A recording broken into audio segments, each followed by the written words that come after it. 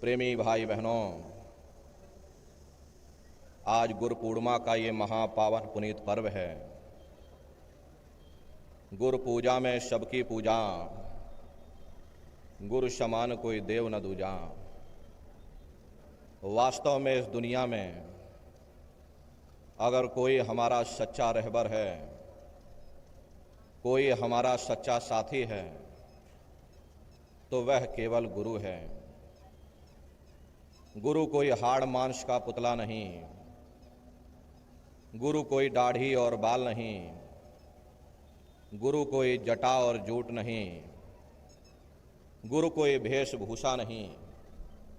गुरु वह है जो इस भवसागर से हमारी जीवात्मा को, इस अज्ञान रूपी अंधकार को मिटा करके हमारे अंदर ज्ञान का प्रकाश संचय करता।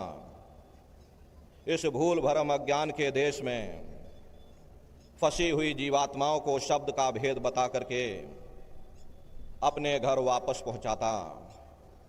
वास्तव में वही सच्चा गुरु है। प्रेमी भाई बहनों, गुरु पूर्णिमा का ये कार्यक्रम है। आज हम लोग गुरु पर ही चर्चा करेंगे।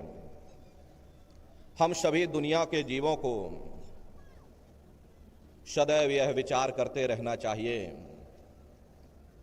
कि जिस परमात्मा ने इस दुनिया की रचना की, जो हमारा दाता है, हमारी देखभाल करने वाला, आखिर वह है कहाँ पर और कैसे उस परमात्मा को हम आप प्राप्त कर सकते हैं। प्रेमी भाई बहनों, परमात्मा कहीं बाहर नहीं, वह तुम्हारी देह है, तुम्हारे वजूद के अंदर विराजमान है। अगर कोई प्रयोगशाला है जिसके अंदर जा करके हम उस परमात्मा को प्राप्त कर सकते हैं, तो वह केवल हमारा शरीर है, हमारी देह, हमारा वजूद है। इसीलिए संतों महात्माओं ने इस पंच भौतिक शरीर को सच्चा हरि मंदिर कहकर याद किया। हरि मंदिर यह शरीर है, ज्ञान रतन प्रकट हुए, ये असली हरि मंदिर है। जब भी वो परमात्मा मिलेगा, इसी हरि मंदिर के अंदर जा करके मिलेगा। प्रेमी भाई बहनों, हमारा ये जो रूहानी सफ़र है, इस सफ़र की दो मंजिलें हैं। एक आँखों तक, दूसरी आँखों के ऊपर। हमें अपने फैले हुए ख्याल को सुमरन और ध्यान के जरिए आँखों के मध्य भाग में एकाग्र करना है। फिर ख्याल को शब्द के साथ जोड़ करके मंजिल दर मंजिल, मुकाम दर मुकाम हमें अपने घर वापस पहुंचना। हमारे शरीर के अंदर जो रूह और मन की बैठक है, जिसे महात्माओं ने शिव नेत्र कहा, ज्ञान चक्षु कहा, तीसरा तिल कहा, मुक्ति का दरवाजा कहा, वे दोनों आँखों के मध्य भाग में है। यहीं से हमारा ख्याल उतर करके सारी दुनिया में फैल जाता है। यहाँ बैठे बैठे कभी हमें बाल बच्चों का ख्याल आता, कभी हमें घर के कारोबार का ख्याल आता, कभी हमें दुकान दफ्तर खेती बाड़ी का ख्याल आता। इसी को महात्मा सुमरन करना कहते हैं। फिर जिसका हम सुमरन करते हैं, उन्हीं की शक्लें हमारी आंखों के सामने आकर खड़ी हो जाती हैं। यदि हम आप बाल बच्चों का सुमरन करेंगे तो बाल बच्चों की शक्लें आ जाएंगी। घर के कारोबार का आप सुमरन करोगे तो घर के कारोबार की शक्लें आ जाएंगी। इसी को महात्मा ध्यान करना कहते हैं। जिसका हम सुमरन करते हैं, उसी का हम ध्यान भी करते हैं। फिर जिसका हम सुमरन और ध्यान करते हैं, उन्हीं के साथ हमारा मोह और प्यार पैदा हो जाता।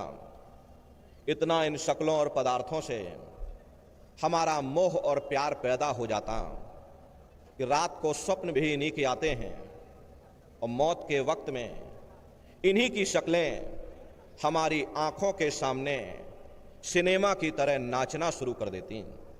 जहां आशा तह वाशा, जिधर हमारा आखिरी वक्त ध्यान जाएगा, जहां हमारी आशा रहेगी वहीं हमारा वास भी हो जाएगा।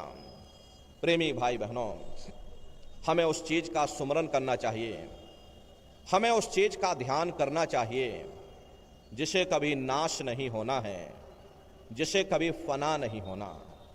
अब सवाल ये उठता है कि आखिर इतने बड़े संसार में कौन सी ऐसी चीज है जो हमारे सुमरन और ध्यान के काबिल हो सकती है।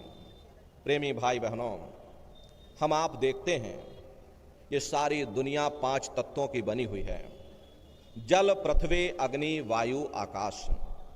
हर एक के अंदर कोई ना कोई तत्व मौजूद है।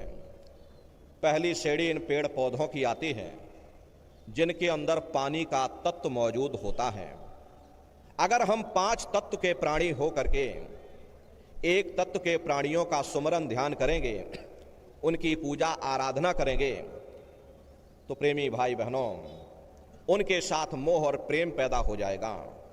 वही मोह और प्रेम हमें उसी योनि में ला करके खड़ा कर देगा, क्योंकि जहां आशा तहाँ वाशा, हमें भी पीपल पाकड़ की योनि में जन्म लेना पड़ेगा।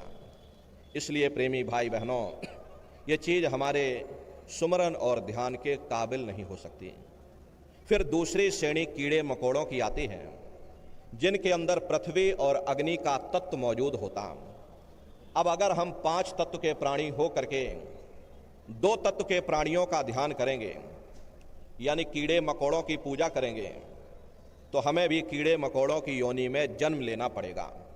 इसलिए यह चीज भी हमारी पूजा के काबिल नहीं हो सकती।